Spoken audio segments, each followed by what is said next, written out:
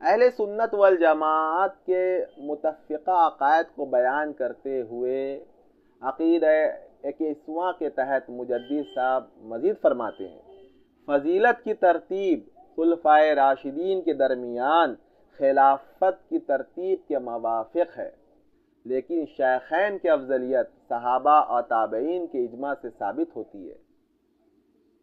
لیکن حضرت عثمان اور حضرت علی کے بارے میں اکثر اہل سنت اس بات پر ہیں کہ شیخین کے بعد افضل حضرت عثمان ہیں۔ حضرت علی اور ائمہ اربعہ مجتہدین کا بھی یہی مذہب ہے۔ جلد 2 مکتوب نمبر 266 صفحہ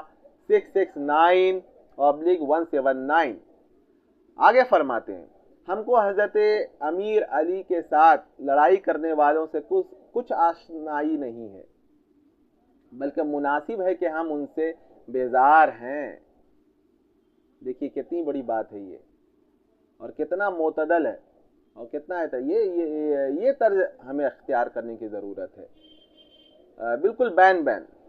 اور یہی اہل سنت والجماعت کا عقیدہ ہے، نہ افراط نہ تفریط۔ لیکن چونکہ سب کے سب حضرت پیغمبر علیہ السلام کے اصحاب کرام ہیں، جن کی محبت کے لیے ہم معمور اور بغض و ایذا سے ممنوع ہیں، اس لیے ہم حضرت پیغمبر علیہ الصلاۃ والتسلیمات کی دوستی کے باعث سب کو دوست رکھتے ہیں اور ان کے بغض و ایذا سے دور بھاگتے ہیں، کیونکہ ان کا بغض و ایذا حضرت صلی اللہ علیہ وسلم کے بغض و ایذا تک پہنچا دیتا ہے۔ بہت غور کرنے کی ضرورت ہے، اور یہ کوئی معمولی شخص یہ بات نہیں کہہ رہا ہے۔ مجدد صاحب رحمۃ اللہ علیہ کا بہت بڑا کارنامہ ہے، آپ اٹھا کر دیکھیں کتابیں کہ دین الہی جو اکبر